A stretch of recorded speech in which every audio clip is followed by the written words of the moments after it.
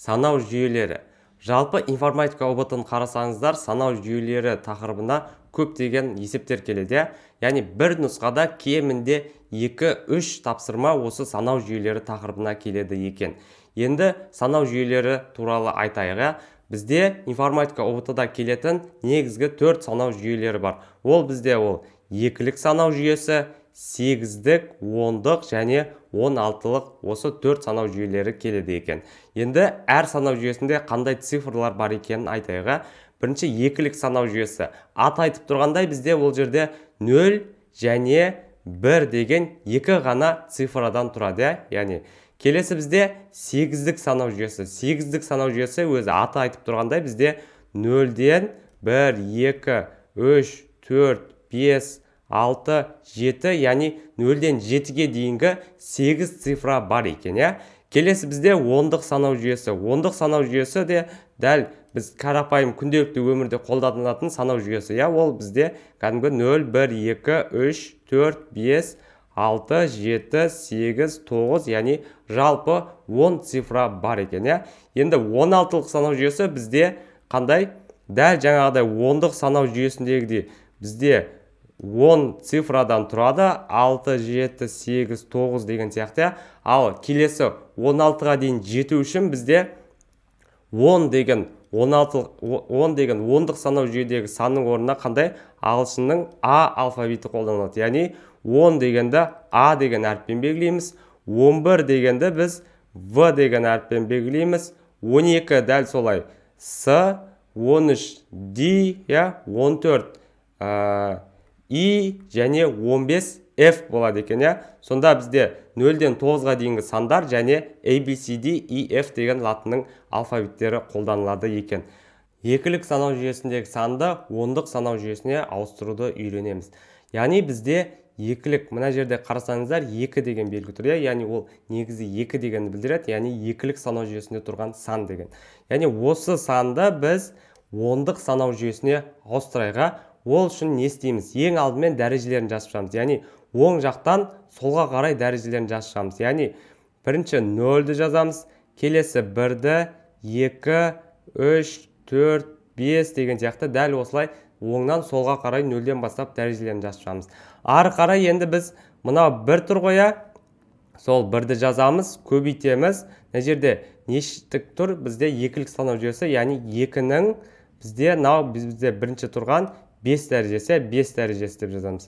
Қосамыз оған, келесі бізде 0 деген сан тұр, 0-ді көбейтеміз, 2-нің 4 дәрежесі қосамыз, келесі бізде 1 тұр, 1 деген сан, 1 көбейту 2-нің бізде ол 3 дәрежесі.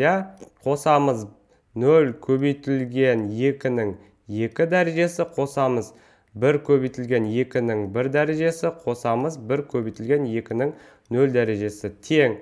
Неше болады? 2-нің 5 дәрежесі бізде ол 32-ге тең.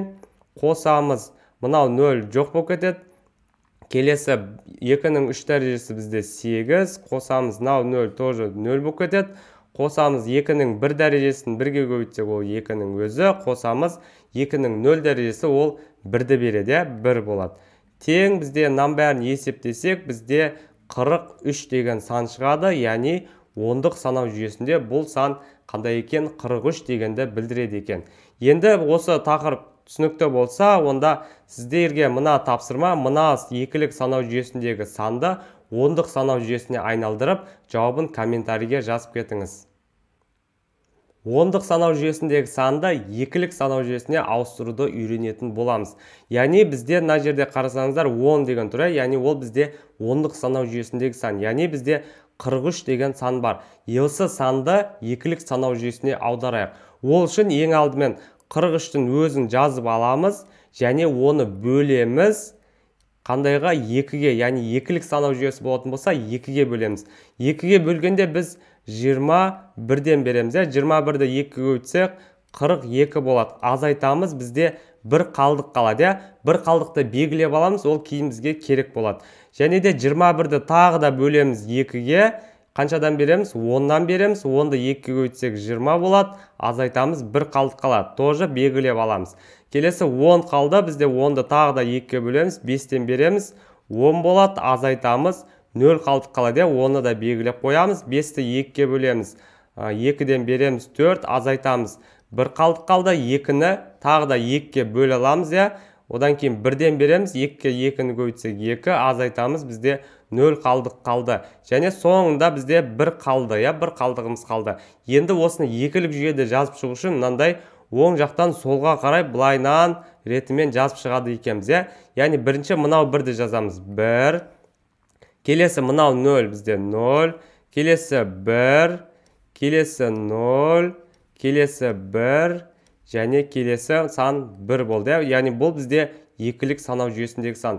Яғни ондық санау жүйесіндегі санды екілік санау жүйесіне ауыстыруды үйрендік. Егер түсінікті болса, мына санды 52 деген санды екілік санау жүйесіне аударып, комментарийге жауабын жазып кетіңіздер. 8-дік санау жүйесіндегі санды 10-дық санау жүйесіне аударуды үйренейік.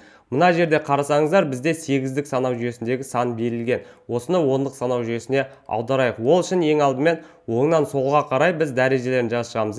0, 1, 2 деген сияқты ары қарай кете береді, егерде алдында сан болатын болса. Енді жазамыз біз 1-ді, мынау тұрған бірінші санды көбейтеміз. 8-дің, яғни 8-дік санау жүйесі болғандықтан 8-дің бізде 2 дәрежесіне, қосамыз. Келесі сан бізде 7 деген сан, 7-ні көбейтеміз. Мына жерде 8-дің 1 дәрежесіне, 1 дәрежесі қосамыз. 3 деген санды көбейтеміз 8-дің 0 дәрежесіне. Енді есептейік. 8-дің 2 дәрежесін бізде 64-ті береді. 64-ті 1-ге көбейтеміз. 64-дің өзі қосамыз. 7 жердегі 8-іміз білеміз 56 болады. Қосамыз. 3-ті көбейтеміз. 8-дің 0 дәрежесі. 8-дің 0 дәрежесі ол 1-ді береді. 1-ді 3-ге көбейтсек 3-дің өзі шығады. Үшеуін қоссақ бізде жауап қандай болады? 123 деген ондық санау жүйесіндегі сан шығады екен. Яғни мынау санды 8-дік жүйедегі ондыққа айналдырғанда мынау 123 деген сан шықты. Егер түсінікті болса, онда мынау санды 8-дік санау жүйесіндегі санды ондық санау жүйесіне айналдырып, комментарийге жауабын жазып кетіңіздер. Ондық санау жүйесіндегі санды 8-дік санау жүйесіне аударуды үйренеміз. Яғни бізде 123 деген ондық санау жүйесіндегі сан берілген екен. Осыны 8-дік санау жүйесіне айналдырайық. Ол үшін ең алдымен 123-ті жазып аламыз, оны бөлеміз 8-ге. 8-ге бөлгенде 15-тен береміз. 15-ті 8-ге көбейтсек бізде 120 болады. Азайтамыз, бізде 3 қалдық қалады. Оны белгілеп қоямыз, бізге керек болады. 15-ті тағы да 8-ге бөлеміз, 1-ден береміз. 1-ден берсек 8, азайтамыз, бізде 7 қалдық қалады. 7-ні белгілеп аламыз, және 1-ді 8-ге бөлмейміз, 8-ден аз болғандықтан, және оны белгілеп қоямыз. Яғни кері ретпен жазып шығамыз енді.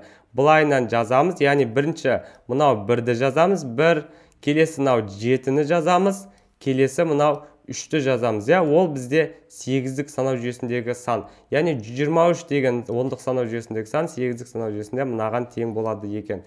Егерде мынау тапсырма түсінікті болса, онда келесі тапсырма бізде мынау ондық санау жүйесіндегі 369 деген санның 8-дік санау жүйесіндегі жауабын төменде комментарийге жазып кетіңіздер. 16-лық санау жүйесіндегі санды ондық санау жүйесіне ауыстыруды үйренеміз. Яғни бізде мынандай 16-лық санау жүйесіндегі сан берілген. Осыны ондық санау жүйесіне айналдырайық. Ең алдымен оңнан солға қарай дәрежелерін жазып 0-ден бастап 0, 1, 2. Және жазамыз, А-ны бірінші сан бізде А көбейтеміз 16-ның, 16-лықта тұр. 16-ның бізде 2 дәрежесіне қосамыз. 8 деген санды көбейтеміз 16-ның 1 дәрежесіне, қосамыз. Д деген санды көбейтеміз 16-ның 0 дәрежесіне.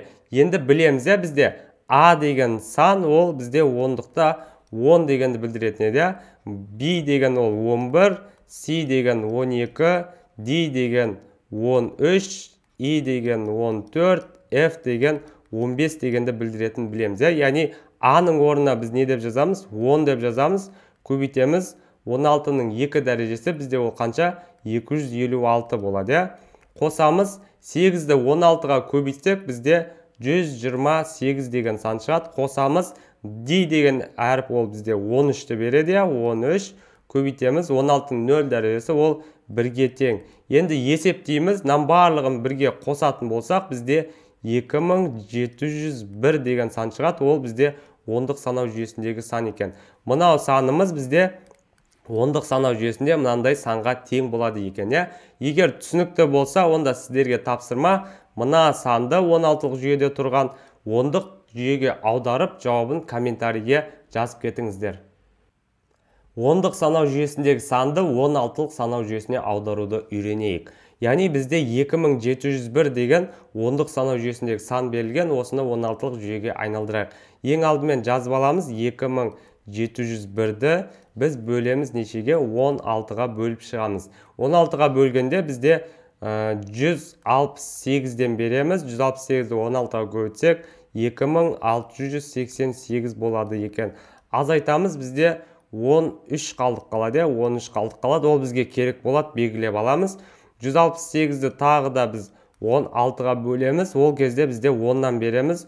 160 болады. Азайтамыз, 8 қалдық қалады. Және 10-ды 16-ға бөлмейміз. Неге? 16-дан кіші сан. 10-ның өзін қалдырамыз. Және мына жерге бізде қандай болды? Бірінші мына жақтан былайынан жазып шығуымыз керек. Енді 10 дегенде 10-ның өзін жазбаймыз. Неге? Себебі 10 деген ол бізде нені білдіретін еді? А әрпін, 11 деген B, 12 C, 13 D дегенді білдіретін еді. Сонда 10 дегеніміз ол бізде А дегенді білдіреді. 8 деген ол 8-ді жаза береміз. 13 деген бізде қандай? D дегенді білдіреді. А, 8, D ол бізде 16-лық жүйеде тұрған сан екен.